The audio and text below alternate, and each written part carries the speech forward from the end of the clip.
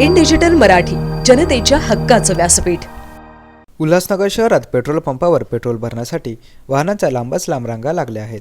उद्या ट्रक चालक मालक संघटनेचा संप असल्यामुळे पेट्रोल मिळेल की नाही या भीतीपोटी वाहनधारकांची पेट्रोल पंपावर गर्दी पाहायला मिळत आहे. आजपासून राज्यभरात अनेक ठिकाणी हिट अँड रन कायद्याविरोधात वाहन चालक संघटनांचे आंदोलन सुरू आहे.